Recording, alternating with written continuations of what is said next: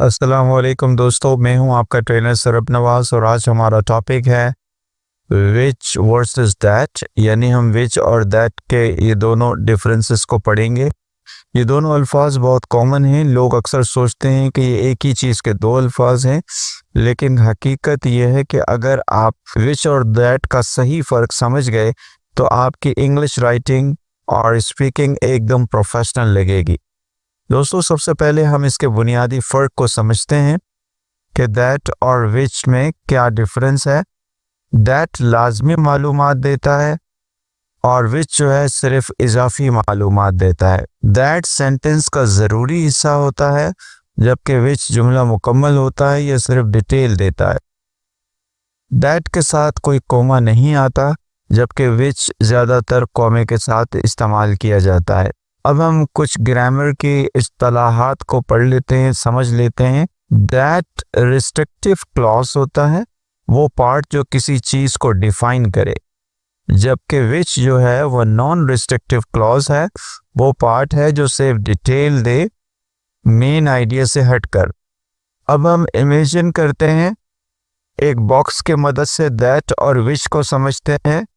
That ज़रूरी box है, जबकि विच जो है वो एक एक्स्ट्रा गिफ्ट रैप है, यानी कि ज़रूरी चीज़ बॉक्स है और उसकी एक्स्ट्रा जो चीज़ है वो गिफ्ट रैप है।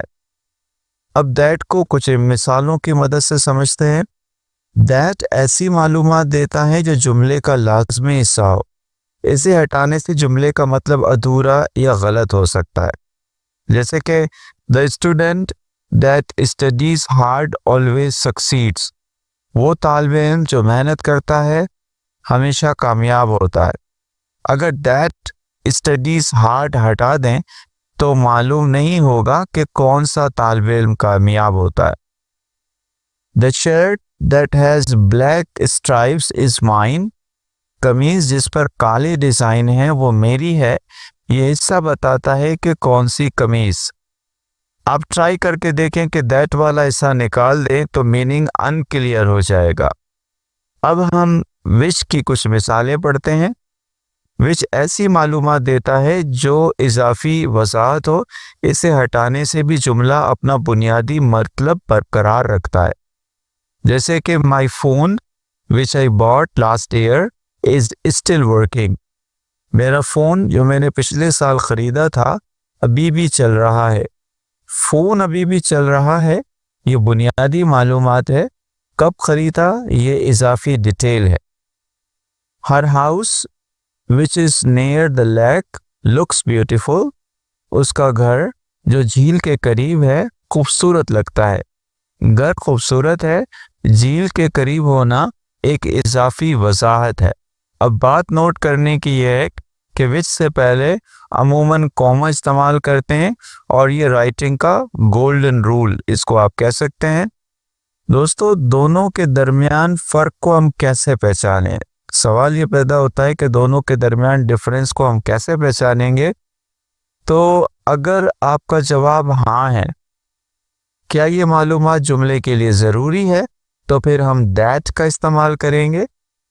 और अगर ये डिटेल है तो फिर आप विच का इस्तेमाल करते हैं।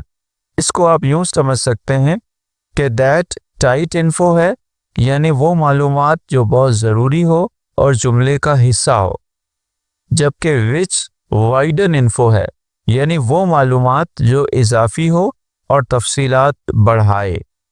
दोस्तों, कुछ ख़ास सिचुएशन हम डिस्कस करते हैं।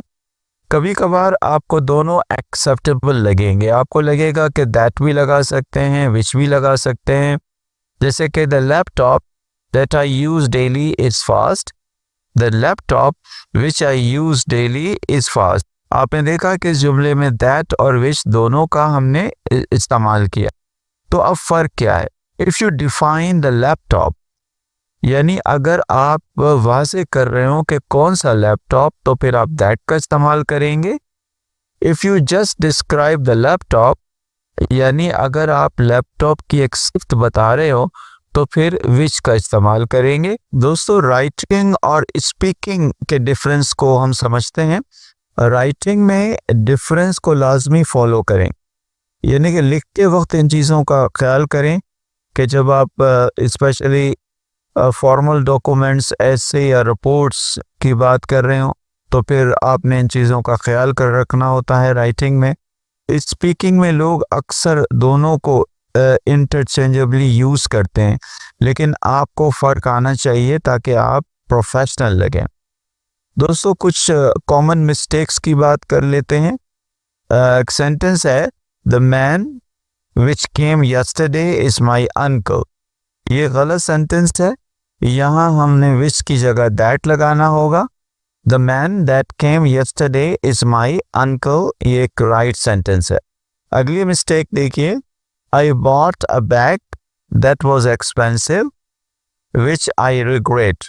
यहाँ आपने देखा कि एक्सपेंसिव के बाद हमने कॉमे का इस्तेमाल किया राइटिंग में। ये सेंटेंस होना चाहिए, I bought a bag which was expensive and I regret it. या इसको हम यूं भी कह सकते हैं, I bought an expensive bag which I regret. दोस्तों स्पीकिंग प्रैक्टिस के लिए कुछ सेंटेंसेस मैं आपको दे रहा हूँ, इसको दोहराइएगा, प्रैक्टिस कीजिएगा। This is the channel that help me learn English.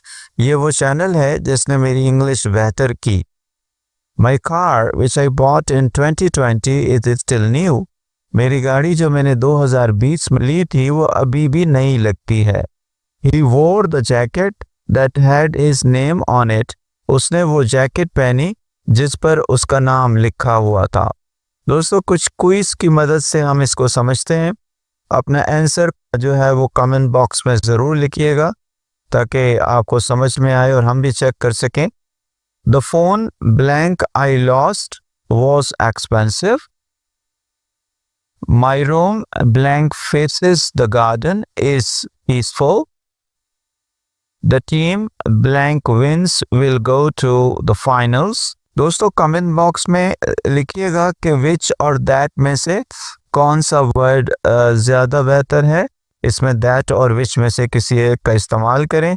और अब हम एक बोनस टिप डिस्कस कर लेते हैं। दोस्तों 2 टेस्ट करके देख लें कि आपको that का इस्तेमाल करना है या which का इस्तेमाल करना है। तो पहला टेस्ट ये होगा कि can you remove the clause. आप चेक करें कि क्या आप क्लॉज में जो इजाफी मालूमात है उसको रिमूव कर सकते हैं, क्या कर सकते हैं।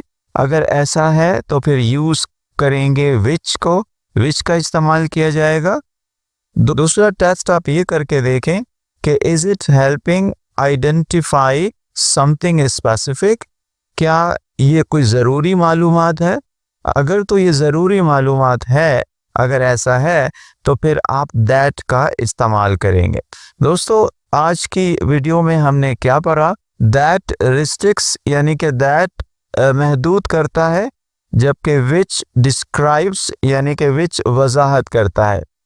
दैट के साथ कॉमा इस्तेमाल नहीं करते, जबकि विच के साथ राइटिंग में कॉमा यूज़ किया जाता है। आपकी एसेंशियल इंफॉर्मेशन के लिए आप दैट का इस्तेमाल करते हैं, जबकि एक्स्ट्रा इंफॉर्मेशन के लिए आप विच का इस्तेमाल करते हैं। फॉर्मल राइटिंग के रूल को क्लियर करें और अपनी डेली स्पीकिंग में फ्लेक्सिबिलिटी लाएं। दोस्तों अगर आप वाकई इंग्लिश में कॉन्फिडेंट, क्लियर और प्रोफेशनल लगना चाहते हैं तो ऐसे छोटे मगर प्रिसाइज ग्रामर पॉइंट्स पर कमांड हासिल करें। दैट और विच का ये फ़र्क लिखने और बोलने और समझने तीनों में आपकी सतह को बुलंद करेगा। दोस्तों अगर आपको वीडियो पसंद आई तो इसे लाइक करें, कमेंट करें, मेरे चैनल को सब्सक्राइब करें और शेयर करें इन दोस्तों के साथ जो ग्रामर को बहुत पसंद करते हैं। मिलते हैं अपनी अगली वीडियो में। अपना बहुत ख्याल रखिएगा। अल्लाह निगहबान।